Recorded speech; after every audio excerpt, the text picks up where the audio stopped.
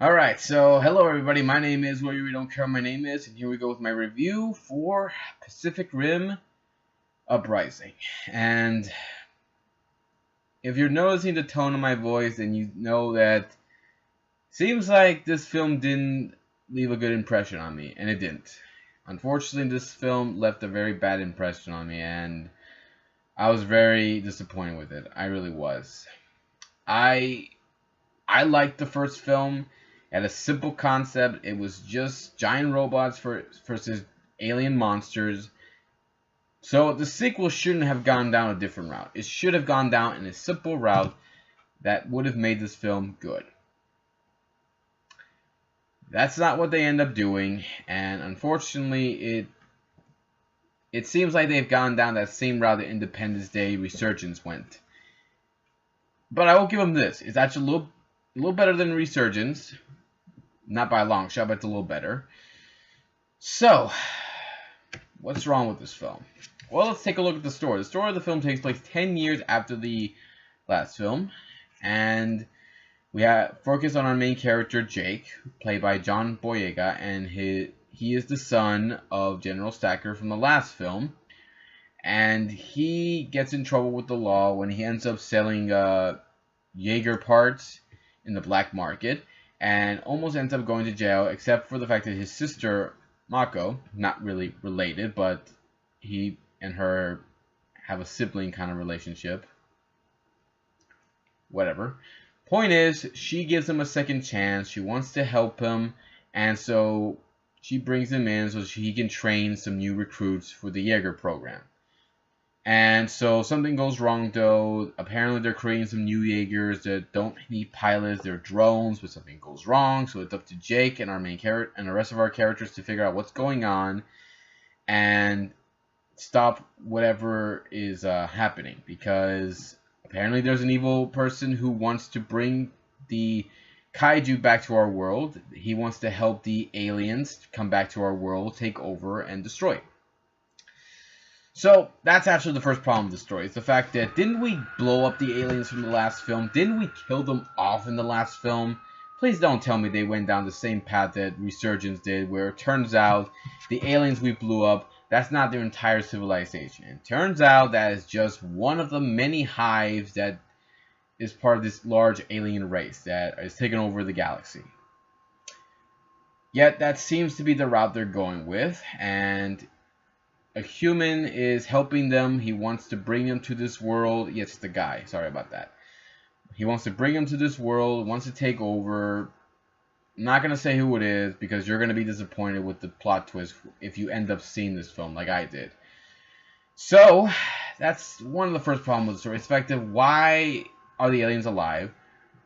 How is it that there are still more kaiju? And why do they need help from a human? Can't they just create their own portal to our world? Can they create their own breach like they did the first time? I don't know. It doesn't make any sense.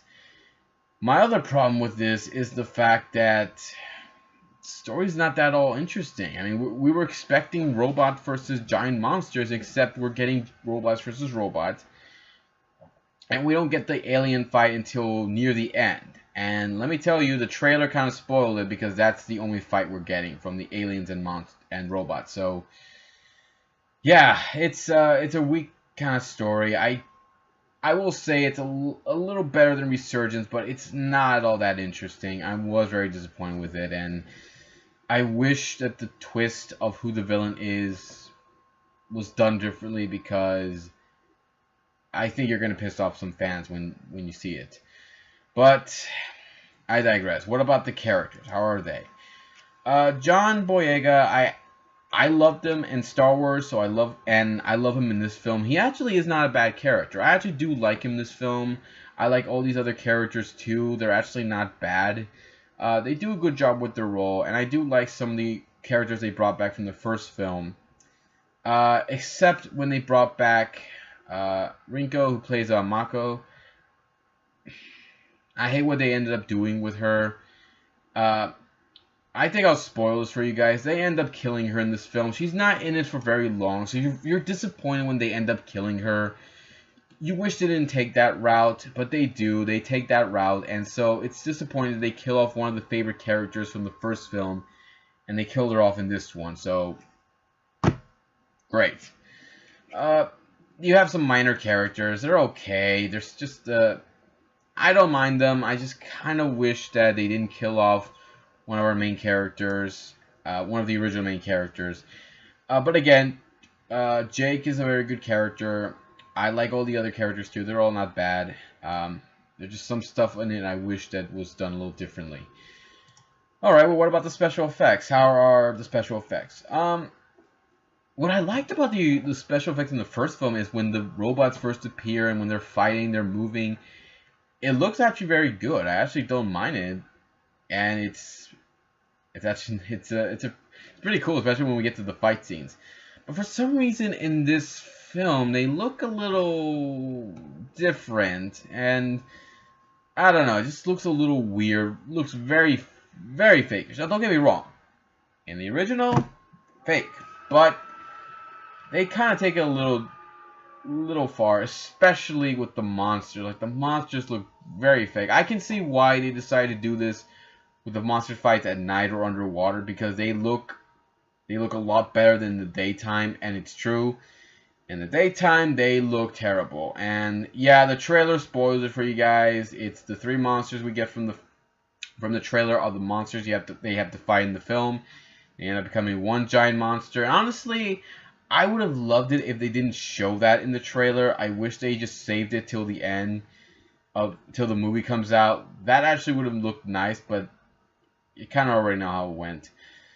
So, yeah, the special effects are sometimes okay, but they're not at all great. Characters, like I said, some of them are alright, but the rest are just okay.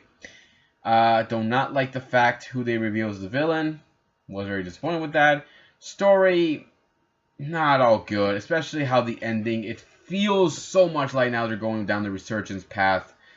So, very disappointed. So, that's pretty much it, guys. If you want to check this film out, go right ahead. But I would much rather wait till we get to Ready Player One.